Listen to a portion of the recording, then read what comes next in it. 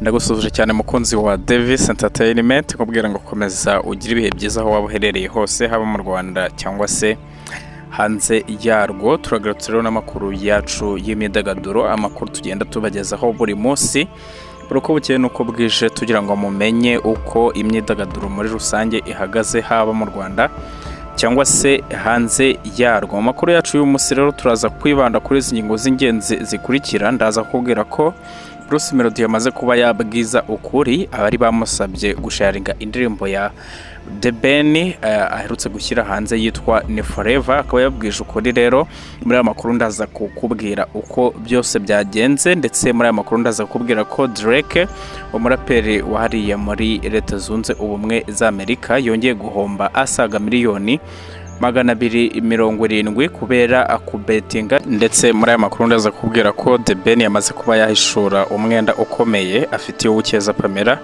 aherutse gusaba no gukwa. Amakuru arambuye rero ni mu kanya gato cyane. Reka amakuru yacu tuyahere kuri Bruce Melody. Uyu muhanzi rero Bruce Melody yavuze ko adashobora kumenyekanisha indirimbo ya The Ben kubera ko atari ko kazi ke, kandi ko na The Ben atajya amumenyekanishiriza ize. Bruce Melody rero yabitangaje kuri iki cyumweru nyuma y'umunsi umwe The Ben ashyize hanze nyine indirimbo Ni Forever yatuye umugore we Ukeza Pamela. Indirimbo rero ikimara kujya hanze yasamiwe hejuru n'abakunzi b'umuziki nyarwanda, ndetse bagenzi ba The Ben barimo Ngabo Medal uzwi nka Meddy agaragaza ko iyi ndirimbo ari indirimbo nziza, ayisangiza abamukurikira ku mbuga nkoranyambaga ze. Semitego rero Muzafaru uzwi nka Dumba yakoze ikiganiro kigufi kuri Instagram maze atumiramo Bruce Melody. Mu bibazo rero yamubajije harimo n'impamvu atashyize indirimbo ya The Ben ku mbuga nkoranyambaga ze kandi abandi bahanzi babikoze. Mu gusubiza rero Bruce Melody yavuze ko atari akazi ke kwamamaza indirimbo z'abandi bahanzi bagenzi be. Ati ninde wabwiye ko namamaza indirimbo? Ati none se we ajya ashyira izanjye ku mbuga nkoranyambaga ze? Iyi rero ni indirimbo nziza ariko ntabwo ndi buyisangize abankurikira. Bruce Melody rero yakomeje avuga ko nta mwanya afite wo kumenyekanisha indirimbo ya The Ben. Ati uwo muco ntawo dufitanye twembi. The Ben rero yasohoye indirimbo nziza cyane, ariko muri gahunda yo kwamamaza mfite ibintu byinshi ku buryo iyo ndirimbo ye ntayirimo.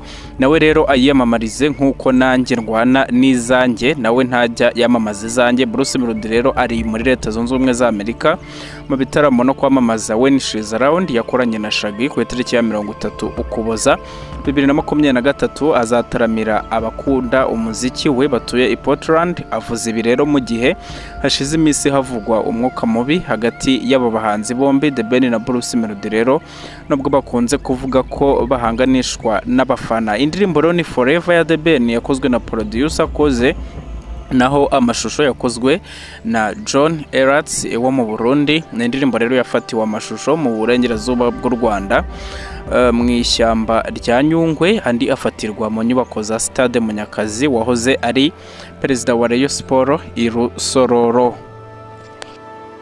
Reka amakuru yacu tuyakomereze kuri uyu muraperi Drake, iyo aho yamaze kuba yakongera guhomba asaga miliyoni 270 tuyabariye mu manyarwanda kubera betting. Uyu muraperi rero ukomoka muri Canada Drake yongeye guhomba amafaranga arenga miliyoni 270 z'amanyarwanda azira kubetinga mu mukino njyarugamba muri Ultimate Fighting Championship. Ku wa gatandatu rero mu ijoro i Las Vegas muri Leta Zunze Ubumwe za Amerika nibwo haberaga umukino njyarugamba wahuzaga Leo Edward na Covington Kobe muri UFC nyine.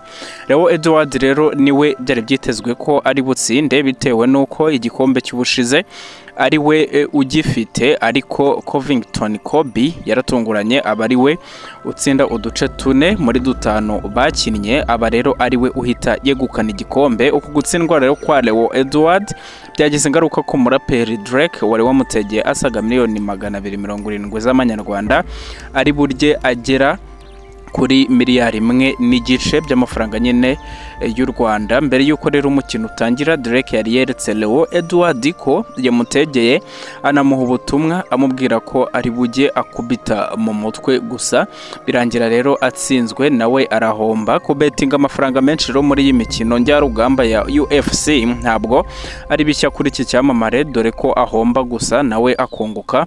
Muri Mata rero uyu mwaka yariye arenga miliyari 3 z'amafaranga y'u Rwanda, ubwo uwitwa Adasenya yatsindaga Alex, gusa nanone mu minsi ishize yigeze guhomba agera kuri miliyari y'amanyarwanda, ubwo yari yategeye Adasenya ariko agatungurana agatsindwa na Sen Stickland.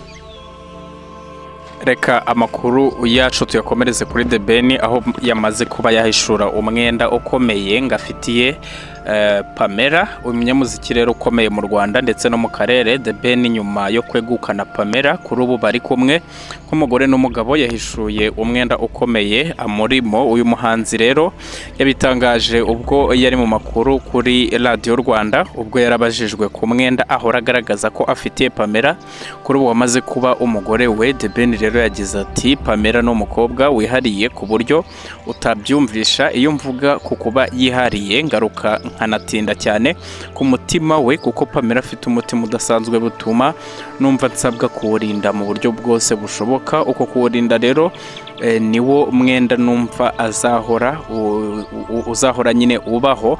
No kuvuga ngo rero mpora numva ko mufitiye umwenda wo kumurindira umutima we igihe cyose tuzaba turi kumwe. Ku wa gatanu tariki ya 15 Ukuboza 2023 nibwo The Ben yasabye ndetse anakwa Uwikeza Pamela. The Ben rero avuga ko ikintu cya mbere cyamunejeje kuri uwo munsi ari ukuba yarashakanye n'umuntu w'intemagara. Avuga ko kimwe mu bintu byamushimishije ari ukuba yarahuye n'umuntu akaba inshuti ye magara, hanyuma bikanarangira banabanye nk'umugore n'umugabo. The Ben rero aherutse gushyira indirimbo hanze nshya yise ni Forever, avuga ko yayiririmbiye umugore we Pamela, cyane ko ari we unayigaragaramo wenyine.